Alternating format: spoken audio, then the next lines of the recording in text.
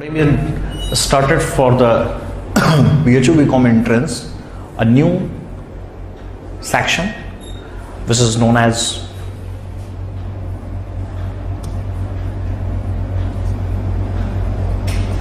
financial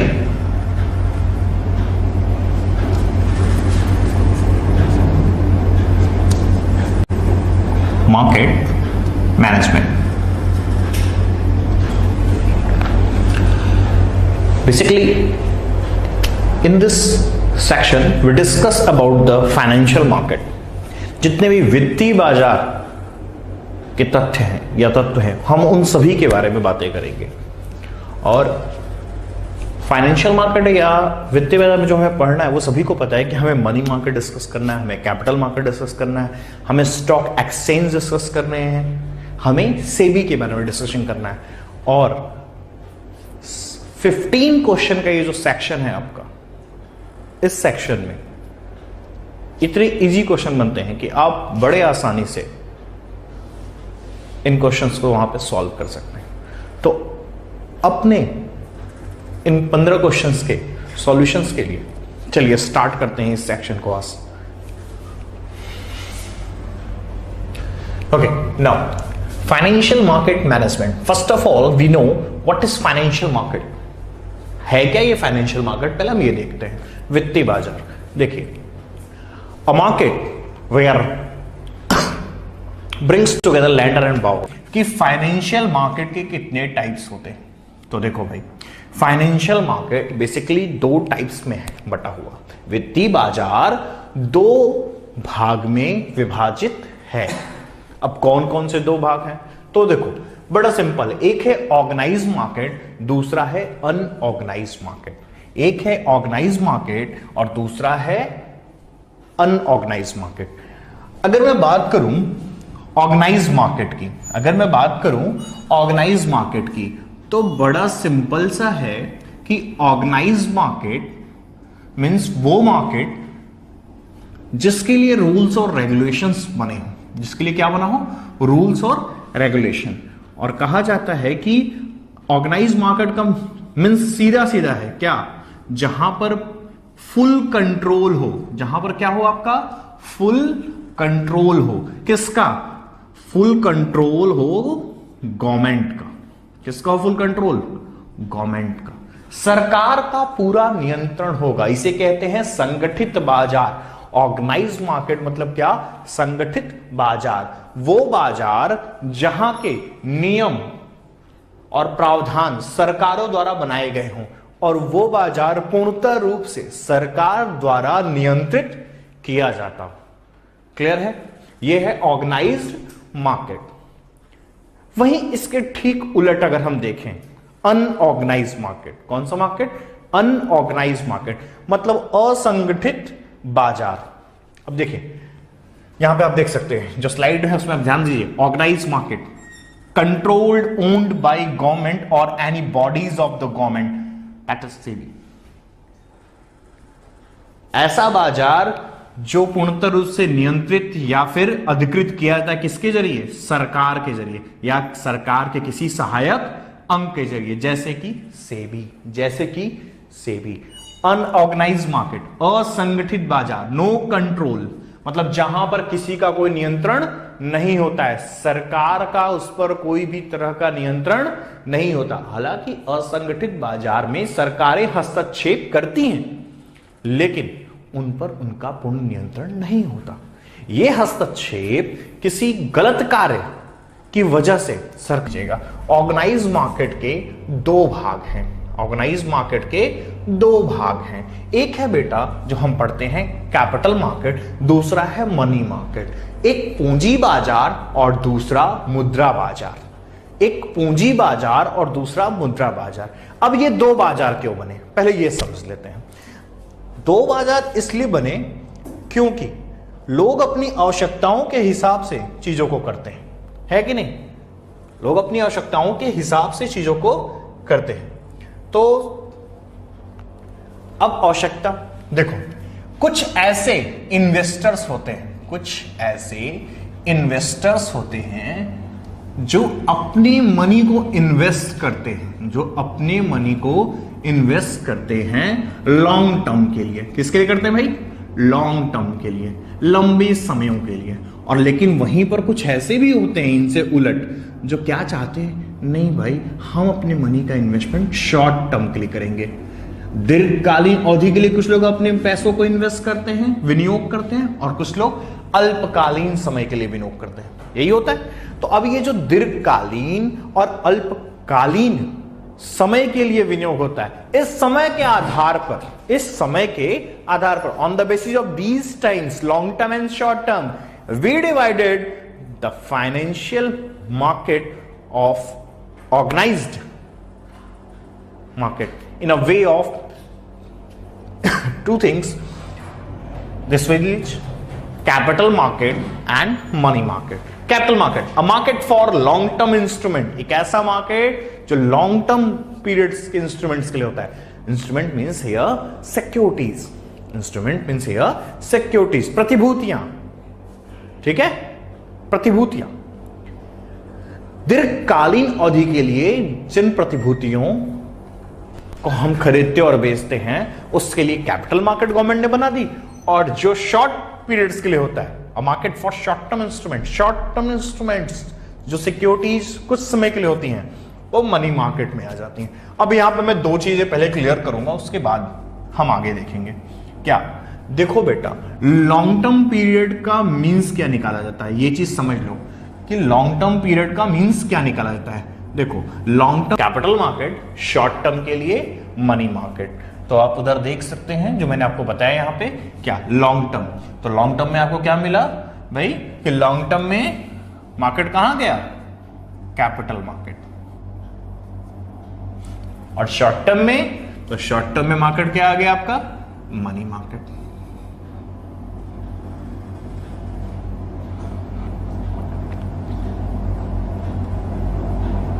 ठीक है, long term short term के बेसिस पे हमने मार्केट को डिवाइड कर दिया। ठीक, एक क्विक रिवीजन हो जाए। क्या हमने देखा? फाइनेंशियल मार्केट जहां पे लैंडर और बोरोवर्स मिल रहे हैं साथ में। ठीक है, उसके बाद क्या कि उन्होंने टाइम के बेसिस पे ऑर्गेनाइज मार्केट को डिवाइड कर लिया इजीली, कैपिटल में और मनी मार्केट में। और क्या?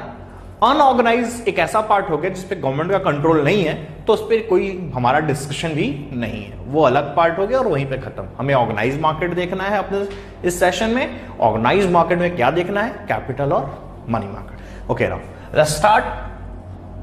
Next thing is capital market. Next thing is capital market. How? अब कैपिटल मार्केट क्या है? मैंने जैसा कि बताया, पहला टर्म तो आपको यही मिल गया। क्या? A market where long term securities are traded. कौन सा सिक्योरिटी? Long term security. ठीक, दीर्घकालीन प्रतिभूतियां। अब इसके लिए जरा मैं कुछ टर्म्स दिखा रहा हूं, वो देखिए। A market for medium and long term fund. कहीं सर आपने बताया लॉन्ग टर्म, अरे बेटा मीडियम और लॉन्ग टर्म में जब हमने ऑर्गेनाइज मार्केट को डिवाइड किया तो वहां मीडियम टर्म की बात नहीं एराइज होती है। ठीक है, बट मीडियम टर्म का भी अपना एक एरा है, एक टाइम पीरियड, वो है 1 to 5 ईयर, 1 साल से अधिक होगा और 5 वर्ष तक, 1 से 5 वर्ष तक। ठीक है, हालांकि इसका कैपिटल मार्केट में ऐसा कुछ भी रोल नहीं है। कैपिटल मार्केट 1 साल से अधिक होती है, हम लॉन्ग टर्म कह देते हैं, लेकिन चूंकि हम टाइम पीरियड्स को अगर डिवाइड करें तो ऐसा कहा जाता है कि 1 साल से 5 साल तक के लिए मीडियम और उसके ऊपर लॉन्ग टर्म। तो ये एक ऐसा मार्केट है जहां पर मीडियम और लॉन्ग टर्म फंड्स को खरीदा और बेचा जाता है। It includes all the organization, institutions and instrument that provides long term and medium term funds। मतलब ये उन सभी ऑर्गेनाइजेशन, उन सभी संस्थाओं को और उन सभी इंस्ट्रूमेंट को, यानी कि प्रतिभूतियों को सम्मिलित करता है जो दीर्घकालीन अवधि में व्यापार करते हो। किस में व्यापार करते हो? दीर्घकालीन। थोड़ा और सही से सेंस समझिए। क्या ऐसी कोई भी संस्था या ऑर्गेनाइजेशन या इंस्टीट्यूशन जिसे आप समझ का कार्य करता है? देखिए, आप सभी लोग अपने घरों में कुछ सेविंग्स करते हैं, अपने पैसे कुछ बचाते हैं, फिर उसको आप कहीं इन्वेस्ट करते हैं। तो उस इन्वेस्टमेंट के लिए आपको प्लेटफॉर्म प्रोवाइड करते हैं कि आइए सर, हमारे यहां लॉन्ग टर्म सिक्योरिटीज में अपने पैसे इन्वेस्ट करिए। क्लियर हो गई बात? ये क्या प्रोवाइड करता है आपको? अपॉर्चुनिटी, प्लेटफॉर्म प्रोवाइड करता है। किस फॉर्म में? कि आइए और अपने सेविंग्स को हमारे यहां इन्वेस्ट करिए। किस में इन्वेस्ट करिए? अरे शेयर्स में इन्वेस्ट करो, डिबेंचर्स में इन्वेस्ट करो। क्लियर है बात? शेयर्स में, डिबेंचर्स में, बॉन्ड्स परचेस करो। तो ये सब क्या हो जाएंगे आपके? Capital market. अगला फीचर देखते हैं, deals in long term investment. ये तो मैंने आपको बताया कि ये किसमें डील करते हैं? लॉन्ग टर्म इन्वेस्टमेंट में, दीर्घकालीन प्रतिभूतियों में ही ये सिर्फ बात करते हैं। शॉर्ट होगा तो कैपिटल मार्केट का वहीं पे हिस्सा खत्म। अब कहां चले जाओगे शॉर्ट में? तुम चले जाओगे मनी मार्केट में। कहां चले जाओगे? मनी मार्केट में। ठीक है, मुद्रा बाजार में। आओ नेक्स्ट थिंग देखते हैं, यूटिलाइज इंटरमीडिएरीज। इंटरमीडिएरीज क्या है इसको समझो, पहले इस टर्म को समझो, तब बात करेंगे इसके बारे में आगे। हाँ, अगर मैं बात करूं इंटरमीडिएरीज की, तो यार तुम एक बात कहती हो, क्या नाम तो सुना ही होगा इनका, इंटरमीडिएरीज में क्या?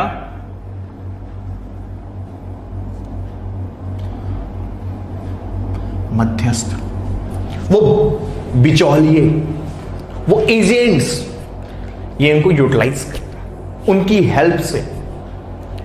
भाई अगर आपको शेयर्स परचेस करना हो तो आप एक पर्सन हो जो क्या चाहता है? शेयर्स परचेस करना चाहता है। ठीक है, आप एक पर्सन हो जो शेयर्स परचेस करना चाहता है। आप किसके पास जाते हो? आप जाते हो किसी एजेंट के पास। अब वो एजेंट कोई भी हो सकता है बेटा, वो एजेंट आपका बैंक भी हो सकता है। ठीक है, आप उसके पास जाते हो, फिर वो आपको मार्केट से शेयर्स या डिबेंचर्स प्रोवाइड करता है। अब कहेंगे कुछ लोग, सोच रहे हैं अरे सर मेरे पास खुद का डीमेट अकाउंट है, मैं तो खुद से अपने शेयर और डिबेंचर परचेस करता हूं। अरे भाई, डीमेट अकाउंट खुलवाने के लिए बैंक के पास गए थे या किसी इंस्टीट्यूशन के पास गए थे?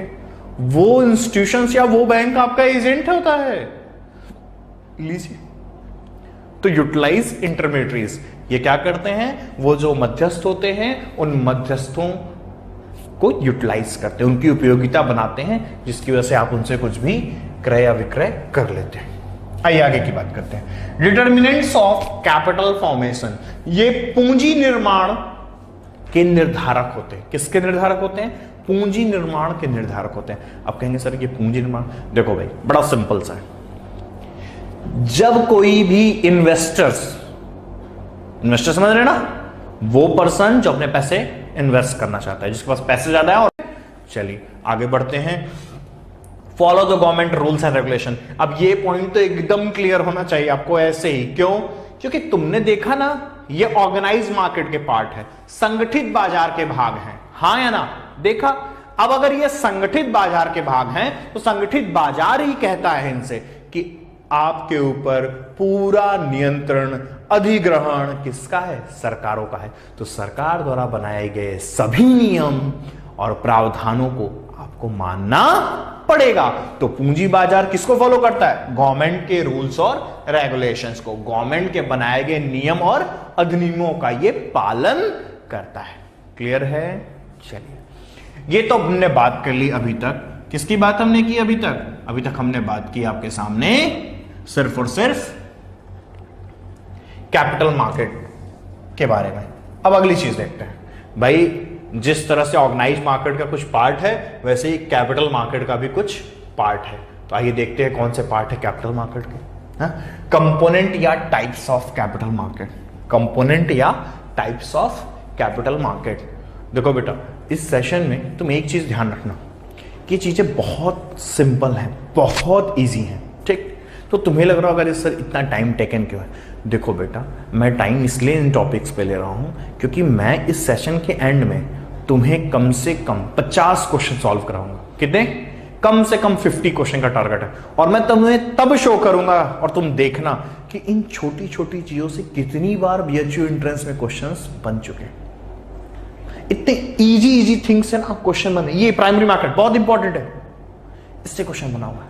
इतनी छोटी चीज है फिर भी तो क्वेश्चन छोटी छोटी चीजों से बने हैं, इसलिए हम इसको थोड़ा सा डेप्थ में जाकर देख रहे हैं। और हमारे पास इसके लिए इतना प्रॉपर वे और समय है कि हम आपको ये चीज पहुंचा रहे हैं। तो पूरा ट्राई करिए कि आप इन चीजों को और अच्छे से सीखिए। सामने लिखा हुआ है, आप स्क्रीनशॉट ले सकते हो, आप लिख सकते हो और बहुत समय में दे रहा हूं इसीलिए आपको कि आप आराम से लिखो। तो अब अगली चीज जहां बात कर रहे थे क्या, कंपोनेंट और टाइप्स ऑफ कैपिटल मार्केट। ये जो पूंजी बाजार है इसके अंग या भाग, ये जो पूंजी बाजार है इसके अंग या भाग या इसके तत्व कह लो या इसके प्रकार कह लो। तो आओ देखते हैं क्या कंपोनेंट या टाइप्स हैं। तो बेसिकली कैपिटल मार्केट के दो तत्व या भाग है। कितने तत्व या भाग हैं? दो। कंपोनेंट या टाइप्स देखें तो दो हैं। एक है बेटा प्राइमरी मार्केट और एक है बेटा सिक्योरिटी मार्केट। एक है प्राइमरी मार्केट और एक क्या है? Security market. बीएचयू इंट्रेंस में ये क्वेश्चन आ चुका है क्या, primary market are also known as, तो किस नाम से जानते हैं? New issue market. हिंदी वाले ध्यान दें, नौ निर्गमन बाजार। क्या नाम है? नौ। तो मैं शेयर्स को इश्यू करूंगा या तो डिवेंचर्स को। क्यों? क्योंकि जब मैं इश्यू करूंगा मार्केट में लोग इसको परचेस करेंगे तो मेरी कंपनी को कैपिटल मिलेगी, चाहे वो ओनर कैपिटल हो सकती है अगर शेयर के फॉर्म में है, और या तो डिवेंचर के फॉर्म में अगर इश्यू किया है तो डेप्ट कैपिटल मिलेगी। कोई भी टाइप की कैपिटल तो मिलेगी मुझे, ठीक। अब इस कैपिटल के लिए मैं उन सिक्योरिटीज को जब पहली बार बेचता हूं, इस कैपिटल के लिए जब मैं उन सिक्योरिटीज को पहली बार बेचता हूं तो वो मेरी हो जाती है कैपिटल मार्केट का पार्ट, जिसे मैं कहता हूं न्यू इश्यू मार्केट। अब यहीं से कॉन्सेप्ट बनेगा सेकेंडरी के लिए भी, लेकिन एक और पॉइंट देखेंगे तब पढ़ेंगे क्या, new securities are issued from the company. ये जो नई सिक्योरिटियां होती हैं ये कौन इश्यू करता है? ये नई सिक्योरिटीज होती हैं ये इश्यू करती हैं कंपनियां। और हाँ, अब आगे बढ़ने से पहले एक चीज जो मैं बता रहा हूं ध्यान दे लीजिएगा, नहीं तो आप बाद में कंफ्यूज रहेंगे और फिर आप मत कहिएगा कि सर नहीं हो पाया हमसे। तो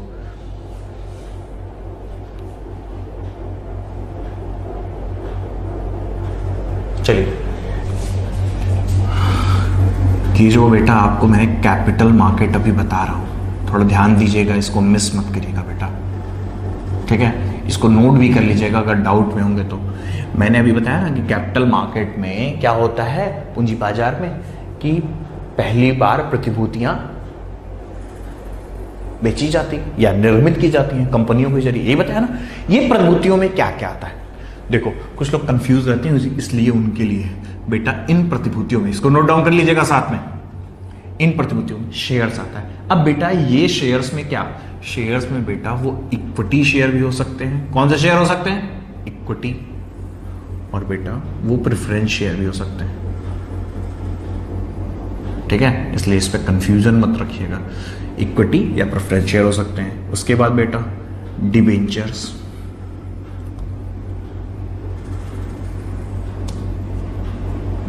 ठीक है। उसके बाद क्या? डिबेंचर्स। अब बेटा इस डिबेंचर्स में कई तरह के डिबेंचर होते हैं, तुम लोगों को तो पता ही है। मैं टाइप्स नहीं बताऊंगा लेकिन ऐसे बोल देता हूं, रिडीमेबल डिबेंचर भी हो सकते हैं, इरिडीमेबल मतलब शोध्य और अशोध्य टाइप के, ठीक है। पार्टिसिपेटिंग, नॉट पार्टिसिपेटिंग, बहुत सारी चीजें। तो इस तरह के कई, कोई भी डिबेंचर, लेकिन इश्यू होंगे तो यहां पे। अब देखो और क्या हो सकता है, अरे साहब बॉन्ड भी आता है ना, ठीक है। आपको याद रखना है, क्यों याद रखना है अब मैं इस पर डिस्कशन करूंगा, क्यों याद रखना है। 2017 में ये क्वेश्चन डायरेक्ट आया है कि पूंजी बाजार में यानी कि कैपिटल मार्केट में कौन सी प्रतिभूतियां निर्मित की जाती हैं, which instrument are issued in capital market. तो आपको ये सीधा वहां पे ऑप्शन था क्या, शेयर्स, डिबेंचर और बॉन्ड। ये चीज माइंड में सेट करके स्कंद बाजार जानो, स्कंद विपणी जानो। अब बात करेंगे इनके बारे में। देखो, जो प्रतिभूतियां पहली बार यहां बिकती हैं, पहली बार यहां बिकती है, अब इसके बिकने का सेंस, अब देखो यहां पे कॉन्सेप्ट समझा रहा हूं, यहां पे कॉन्सेप्ट समझा रहा हूं, इसलिए कॉन्सेप्ट पे ध्यान देना तुम सब, ठीक है। क्या होता है भाई, बड़ा सिंपल सा फंडा है कि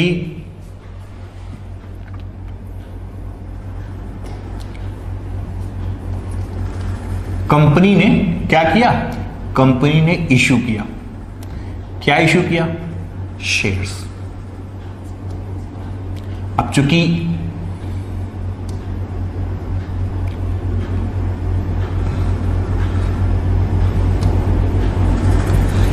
फर्स्ट टाइम इश्यू किया शेयर, तो तुमको मैंने अभी बताया ना कि जब पहली बार इश्यू हुआ तो इश्यू करने के लिए उन्होंने कैपिटल मार्केट की हेल्प ली।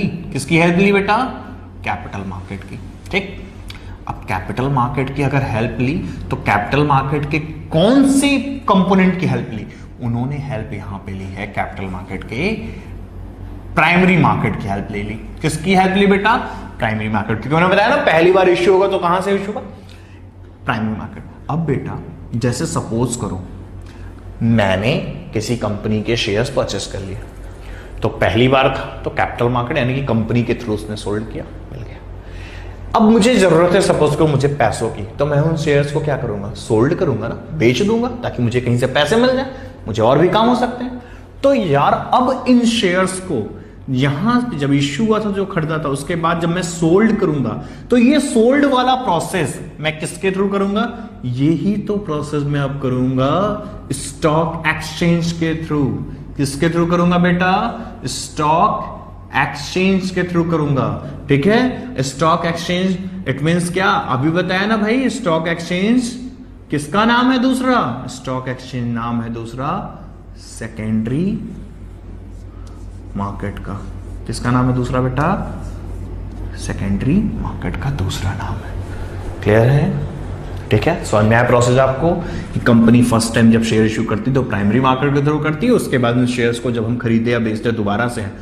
ठीक है, अब जब भी एक बार सोल्ड होगा उसके बाद भाई हम सोल्ड करेंगे तो कोई परचेज करेगा, तो ये प्रोसेस अब जब भी होगा पहली बार के बाद वो सब के सब किसके थ्रू होगा बेटा?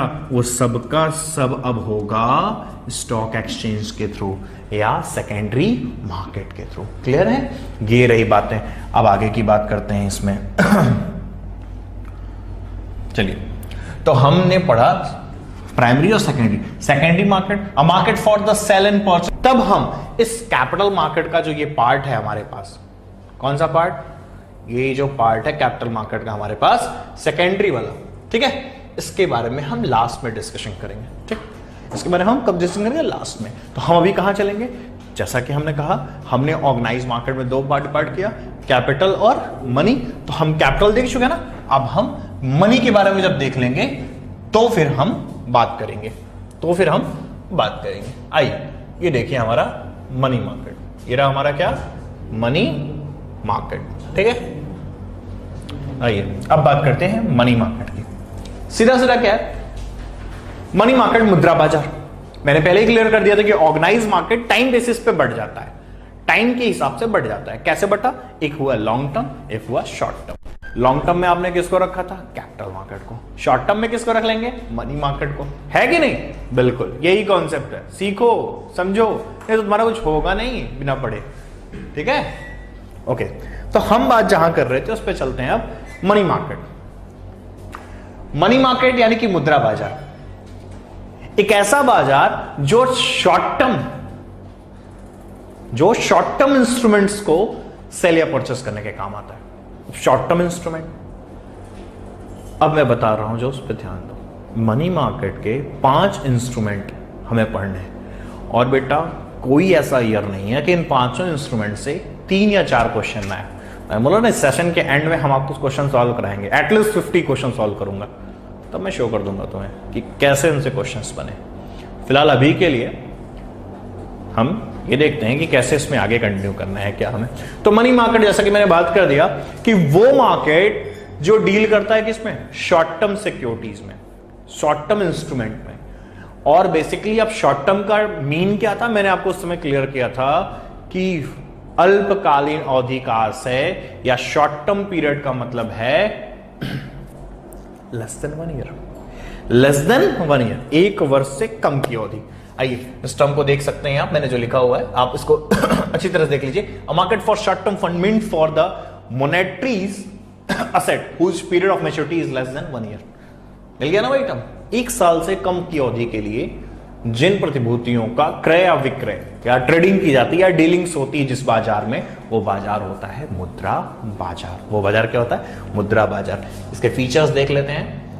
वही मार्केट फॉर शॉर्ट टर्म, आप तो ये तो क्लियर है भाई, शॉर्ट टर्म अल्पकालीन अवधि के लिए होते हैं, ये तो एकदम नॉर्मल सी बात है क्या कि ये अल्पकालीन अवधि के लिए होते हैं। दूसरा, नो फिक्स ज्योग्राफिकल लोकेशन। अब सेबी करती है, मतलब स्टॉक एक्सचेंज के पीछे किसका रोल है? पूरी तरह से सेबी का है, और वहां की जो और दूसरी फाइनेंशियल इंस्टीट्यूशंस है।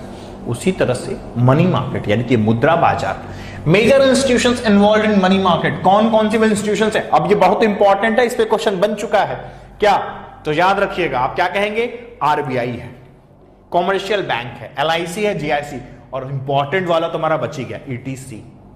ठीक, मतलब ये तो रहेगा ही रहेगा, क्योंकि और भी बहुत सारे इंस्टीट्यूशन हैं। अब इतने छोटे छोटे इंस्टीट्यूशन है ना, सबका नाम नहीं बता सकता। जैसे बेटा बहुत सारे कॉमर्शियल बैंक का नाम इसमें नहीं लिखा, सिर्फ कॉमर्शियल बैंक लिख दिया, तो यार अब एसबीआई भी तो आती है कॉमर्शियल बैंक में, इलाहाबाद बैंक भी तो है, सॉरी इलाहाबाद बैंक नहीं, क्यों नहीं, आपको पता है, नहीं पता होगा तो याद रखिए इस चीज को। क्या कुछ बैंक ऐसे हैं जो अब मर्ज हो चुके हैं, 1 अप्रैल 2020 से कुछ ऐसे बैंक है जो मर्ज हो चुके हैं। इलाहाबाद बैंक का मर्जर किसमें हुआ है, इंडियन बैंक में।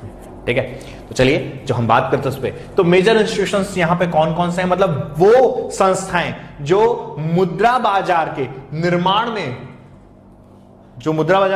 में अपने रोल को प्ले करती हैं, उनकी भूमिका निभाती हैं, उनमें कौन कौन से हैं। आरबीआई है अपना, आप सभी को पता है, सेंट्रल बैंक। कॉमर्शियल बैंक है सारे नहीं, मतलब कुछ हैं, लेकिन नाम सभी का एक साथ नहीं लिया सकते, तो हम उनको कॉमर्शियल बैंक में ही बस इंक्लूड करके, एलआईसी है, जीआईसी है, और अन्य संस्थाएं जिसके लिए हमारा इंपॉर्टेंट वाला ईटीसी। अब वो कौन कौन से कॉमन इंस्ट्रूमेंट